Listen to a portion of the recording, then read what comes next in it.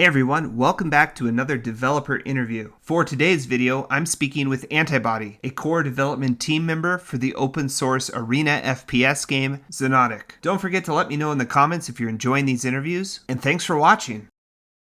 To Antibody, I just want to say thank you so much for taking the time to chat with me today. Hey, thanks for having me. Happy to be here. Well, so I've just recently been playing Xonotic, maybe for the past 4 or 5 months. I'm pretty new to the scene. You're obviously a core member of the dev team, so you're an OG, like you said. You've been there for a long time. How long exactly have you been participating in Xonotic in the community and even behind the scenes as a developer on this game? Yeah, I started way back in March of 2010, I think it was. And at that point, I was just a player. So I played for quite a while. I did some development on the side, and then at some point in 2011, I joined the team in an official capacity. So yeah, it's been, goodness gracious, over a decade. Yeah, it has. Xon has been in development for quite a long time. It's it's been fun for me as somebody who's just recently started getting into the game to kind of go back and read a little bit about your history and learn a little bit about it. But let's just chat about you as a developer, shed some light on a little bit of the behind the scenes, pull the curtain back a little bit about Xon, just kind of talk to the guys that make it happen. So for you, what classic shooter games did you play growing up? My era of games was like Wolfenstein 3D and the original Doom. That's where I cut my teeth in figuring out what an FPS is and how awesome and immersive they could be. All right, so we're probably similar age because I'm the same way. I played Doom 2, and then of course, for me, I mostly sunk my teeth into Quake. Did you play much Quake growing up? Oddly enough, I didn't get into Quake.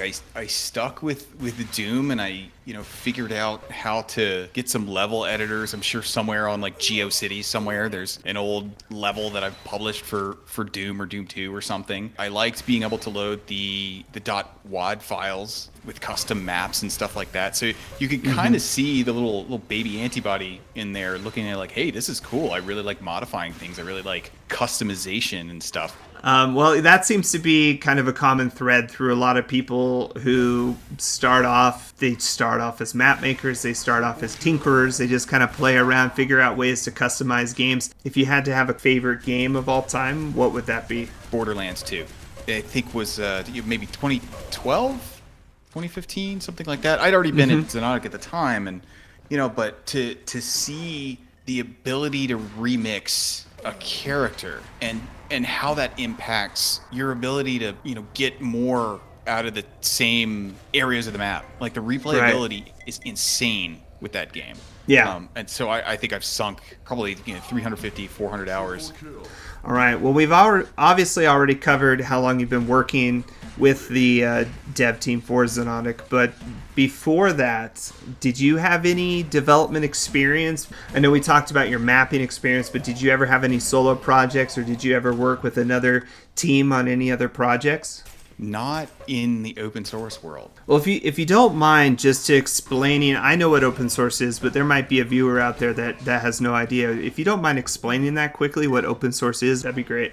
Basically, when you use your software, it's one thing to be just a user, and there's another thing, it's almost a philosophy where if you can see how the thing works, you can improve upon it. You can build upon the knowledge of others and use it as a stepping stone to make, maybe something better. I think that's kind of the ethos around it is let's do everything out in the open. It is driven by merit. So, let the best code win, the most elegant, performant, most useful code win.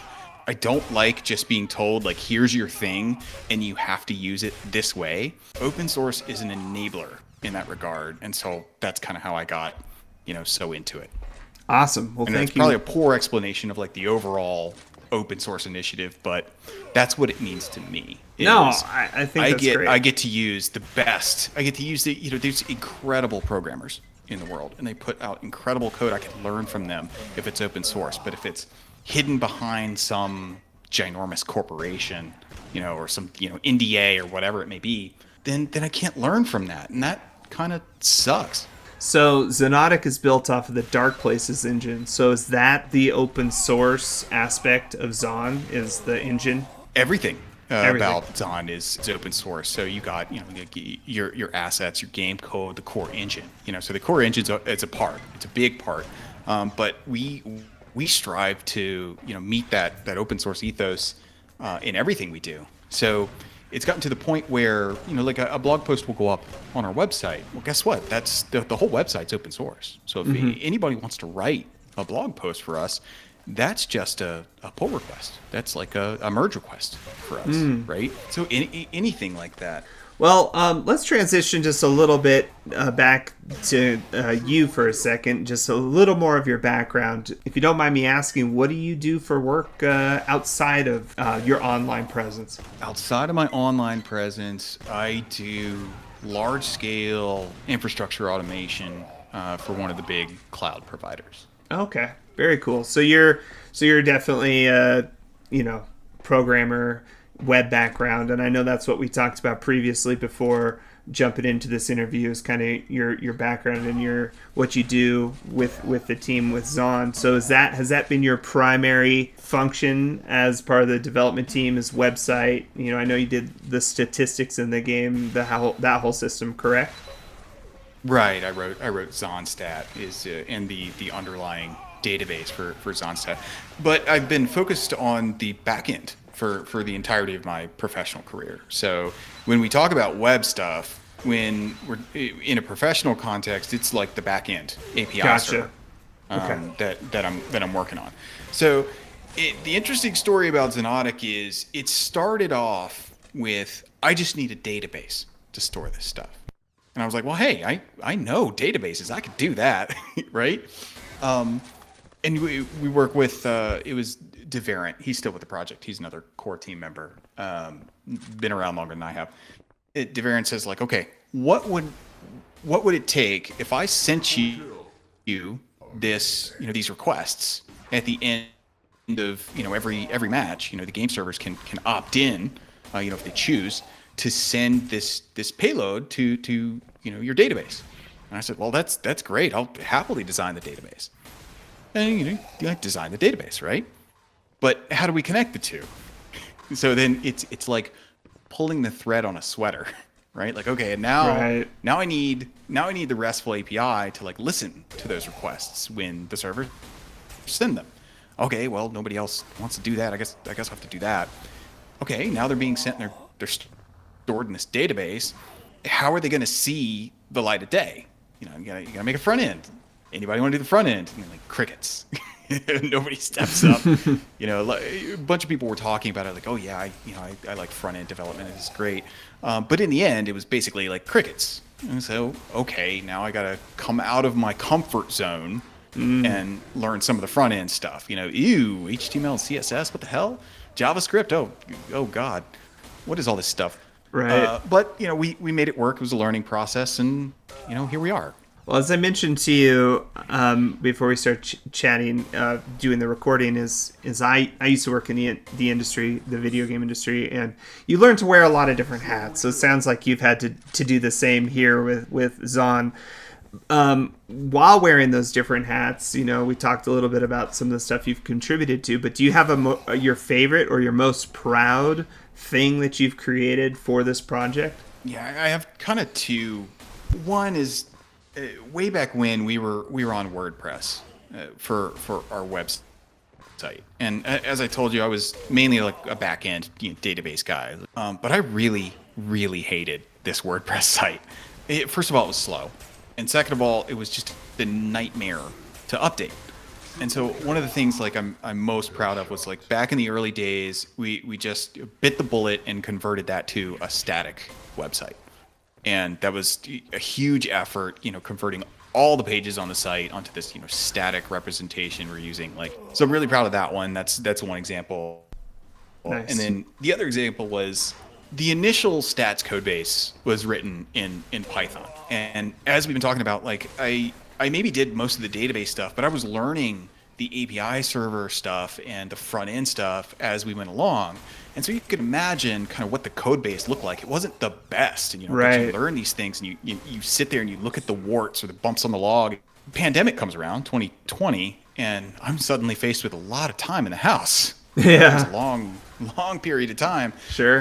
And so the second kind of thing I'm most proud of is I converted all of that stats code base from Python to Go and fixed all of the bothersome, warts along the way. Well, it sounds like you've obviously had to teach yourself a lot throughout this whole process, especially like you said with the front end coding and some of these other languages.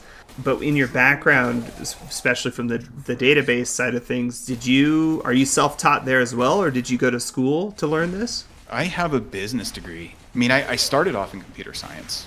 I tried really hard to get my grades, the tip-top shape to get into computer science school. I get into computer science school. I'm like, I get there, and I'm doing fine. But I really have this kind of existential crisis. Like, am I going to sit in front of a computer for the rest of my life? That's not me. And then I switched to business.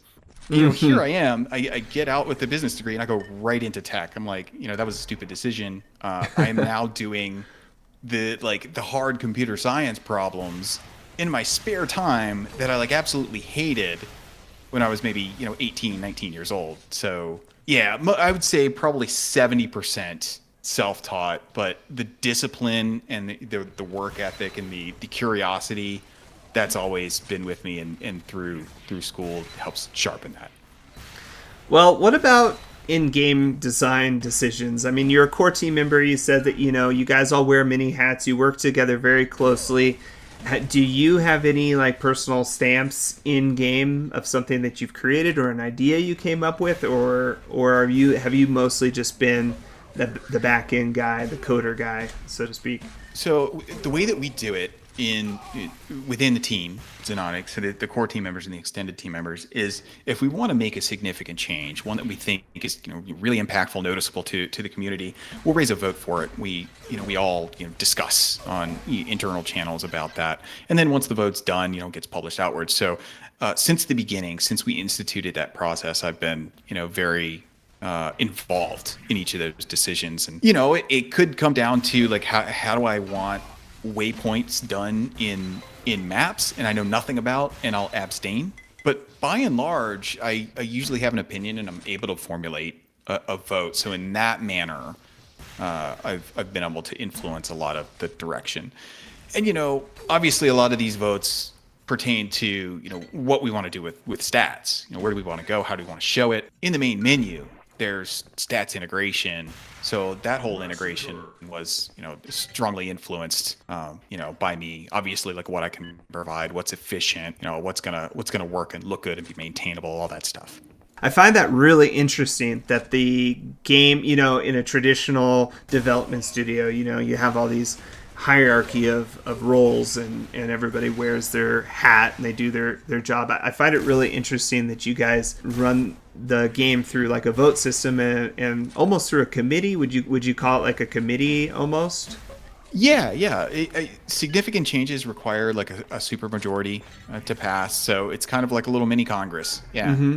Yeah, I find that incredibly interesting. So thank you for sharing that with me. I think a lot of people will think that's really cool, especially those who maybe don't know about the inner workings of the way that you guys build this game. Well, I don't have too many more questions for you here. We're kind of already getting towards the end of my questions, but I guess the last one here is, you guys just came out with a patch and added some more stuff to the game, which is awesome. I know that at times development on Xon has been a long and slow process, and it's, been obviously in development. Like you said, you've been at it for over a decade, so, so I guess I will just maybe put you on the spot just for a second, but how's development going these days after your latest release? And is that process kind of speeding back up again? There's obviously ebbs and flows over the time I've been involved with Xonotic. Life kind of dictates a little bit of that. I have 2 kids, and so obviously, when we're locked in the house and wife is 8-9 months pregnant, we can't do much but chill out and eat ice cream. I'm gonna have the laptop open, and